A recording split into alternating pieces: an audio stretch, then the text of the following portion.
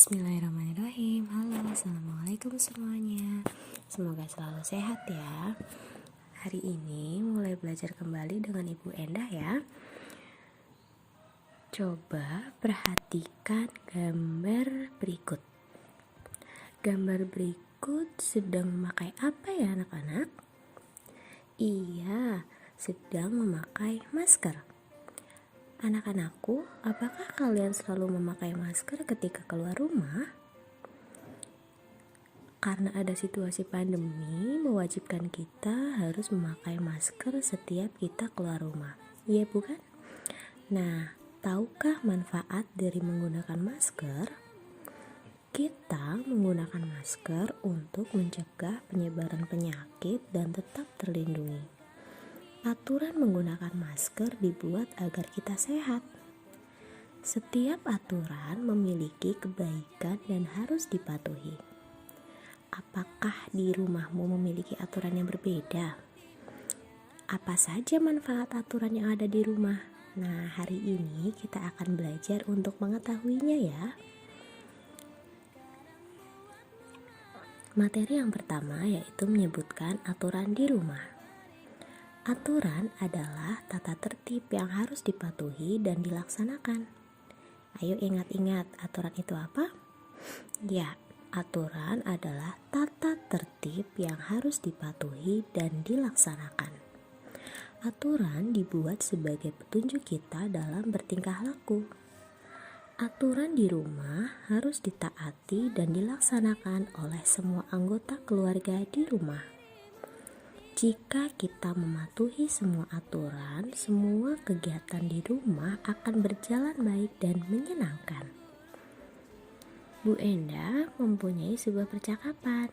Simak baik-baik percakapannya ya. Di sini ada dua orang, adik dan kakak, yang sedang ditinggal ibunya pergi keluar. Neneng, kakak, aku mau bermain sepeda di luar. Kakak, nanti ya Neng, ibu sedang pergi dulu ke warung. Ibu berpesan agar kita tidak boleh keluar rumah. Neneng mau keluar rumah. Kakak, kita tidak boleh keluar rumah tanpa minta izin orang tua Neng.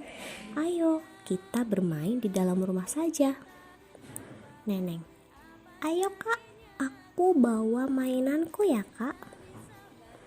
Kakak, tapi kalau sudah selesai nanti rapikan lagi mainanmu ya. Nah, berikut adalah percakapan dari dua anggota keluarga di sebuah rumah. Dari percakapan di atas, apa saja aturan yang terdapat dalam percakapan tersebut? Ayo, tadi ada sebuah percakapan antara Neneng dan kakak. Neneng ingin keluar rumah, tapi kata kakak kalau kita tidak boleh keluar rumah sebelum minta izin orang tua. Jadi ada aturan untuk meminta izin ketika pergi keluar. Apakah di rumah kalian seperti itu anak-anak? Pastinya iya bukan? Ketika kita mau pergi keluar pasti kita harus berpamitan kepada orang tua kita.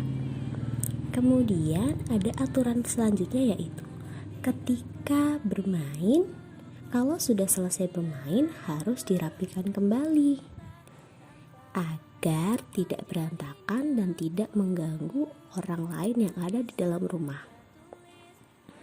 Aturan-aturan tersebut apakah sama dengan aturan di rumahmu anak-anak? Pastinya sama ya.